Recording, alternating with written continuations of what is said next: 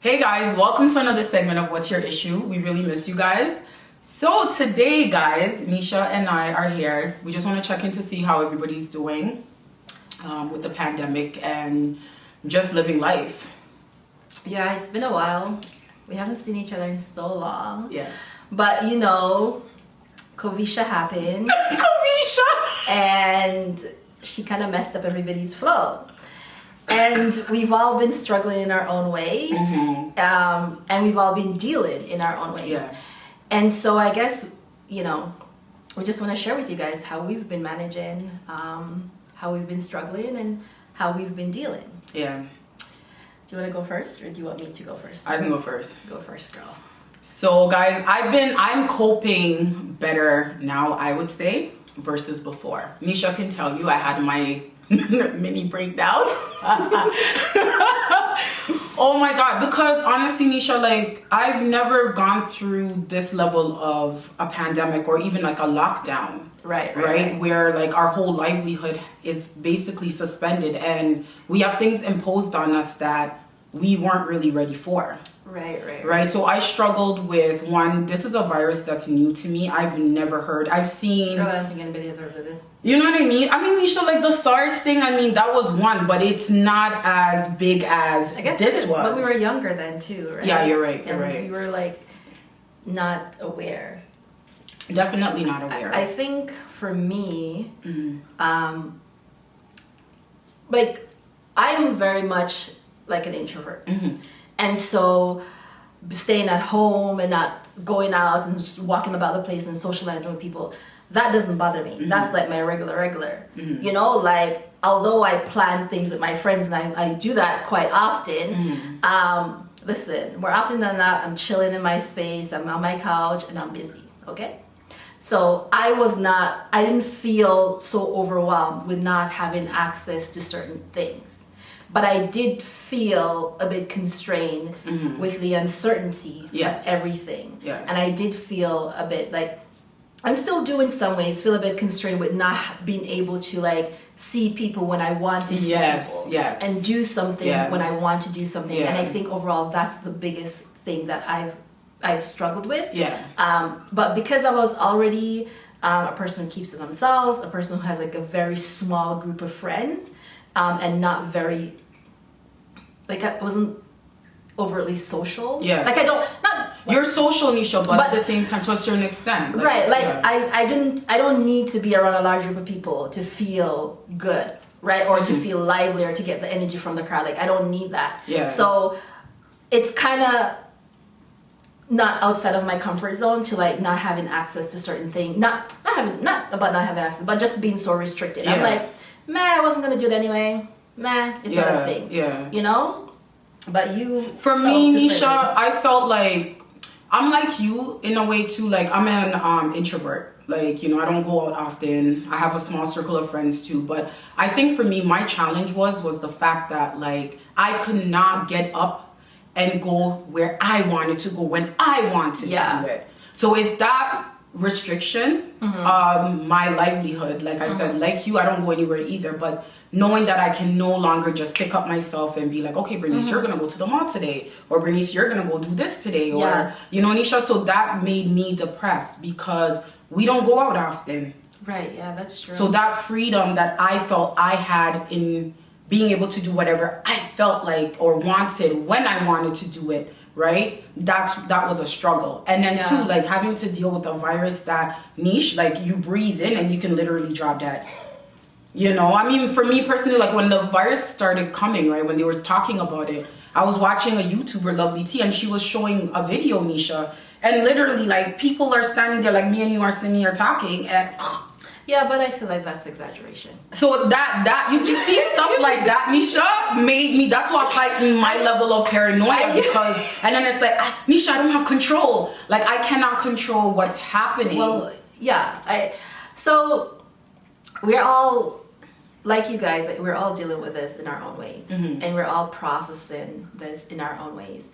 But I do think that it's important to be mindful of where you get your information from and how your information comes to you.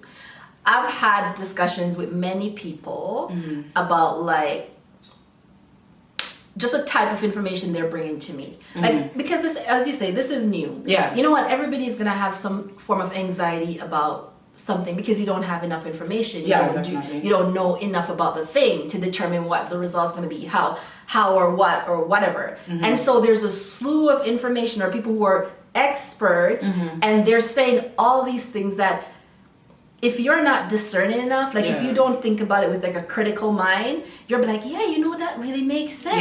Yeah, but true. it really doesn't. Yeah. Because nothing, like, come on.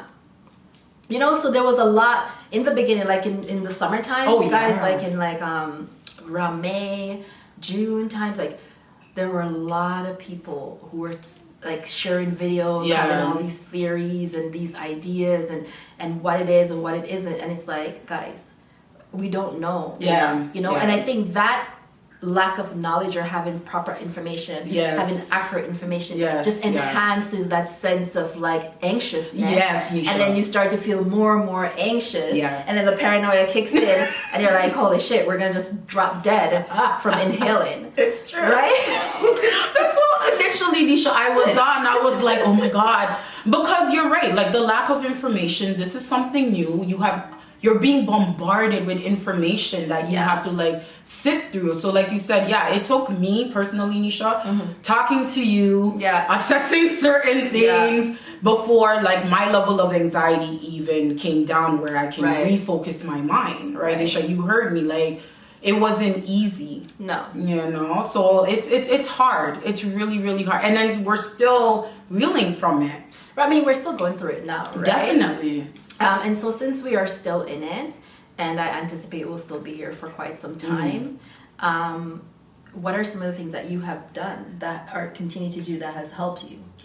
For me, one of the major things, Nisha, is not listening to the bombardment of information that's out there, finding like a reliable, source to follow and get my information as new developments happen with this virus, right? The other thing too is just talking to friends about it. Like I've spoken to you when I'm going through like my mental health days where I can't handle it. You know, like just focusing on different things. Things around my house, my daughter, and just things that I want to do and not losing sight of my aspirations despite the turbulent times that we're going through, right? What about you, Nish? I think for me, I've really been focusing on like the self-care stuff, right? And what that looks like for me is just finding comfort in the things that I have access to. So while now I find that because I don't have access to like my family or my close friends as much, I find comfort in like being able to talk to them often. So more than now than ever, I think like I'm calling people, checking in to see what they're doing, how they're doing. Right? And I still continue to make plans. I still make plans with people, and if it doesn't work out, it doesn't work out. It's okay, but I still continue to do that because I think that's important. Like our life's not on hold; things are just changing, and you have to be able to be you have to adapt, right? I agree. And I think, as opposed to, when it comes to like becoming overwhelmed with the level of information that's out there and the quality of information, I find comfort in like focusing on like scientific things, like what has been proven, what is the fact, basically, like what is factual right now. I find comfort in looking at that first, and then we can add our opinions as we go because everybody got their own opinion, you know? That's true. That's true. And you know, a little bit of journaling, I think that helps when you have so much on your mind and your thoughts become too much for you. Like I do that, like you know, like I've been ordering things online a bit more. You know, with limitations and whatever. Nisha's studying her. You don't want to be one of those crazy online shoppers. Listen, I've been looking like I've been like a crazy online shopper. I'm like, where do I find this money? Where is it? I'm serious. I'm like, no. But like I've been doing that a little more, and I think that's just like. I'm shopping more online. And I'm not saying that's a good coping strategy because I don't think it is, and especially depending on your budget. But I do find like I've become a bit more indulgent. Not as disciplined as I would want to. And so that's a different thing. But I think that's just It's a way of coping too, Nisha. Like, Yeah. it's a way of coping and adjusting to. But I'm trying not to do too much. Yeah. Because you don't want to be excessive so that it becomes another problem. Yes, right? that you have to deal with. But I'm focused on things that nurtures me, makes me feel happy inside my home. And I've been fortunate where I'm in a place where I'm comfortable, right? I'm surrounded by things that I enjoy. Yeah, definitely. So I've had the ability to do that. Yeah. And I know that that's not going to be the case for everybody. Yeah. And there are many people who are just not in that situation. And I think you really have to just focus on a thing that gives you joy. Yeah, honestly, Nisha, you're right. Because otherwise, what are you going to do? Yeah, you're right. And finding things around the house, Niche, that you can put your energy and focus on, and visiting old past loves. Like, one thing that I really want to get back into doing is reading. I used to love to just sit there, Nisha. Even if I'm in the bathroom, my book is coming with me. So those are some of the things that I feel like, despite everything that's going on, we still have an opportunity to utilize this time wisely to catch up on things that we wouldn't really be doing. We want to do, but we wouldn't have the opportunity to do if we didn't have this unfortunate pandemic time. Basically affecting us. Yeah. So guys, we'd love to hear how you have been coping, how you have been dealing. I know it's been a while, but we're okay. We're just managing, trying to film within the restrictions that we have. Yeah. And so that makes it very challenging because obviously Bernice and I do not live together. Yes. Even though she wants me to be her roommate, you know, I am the ideal roommate for Oneishea. Wow.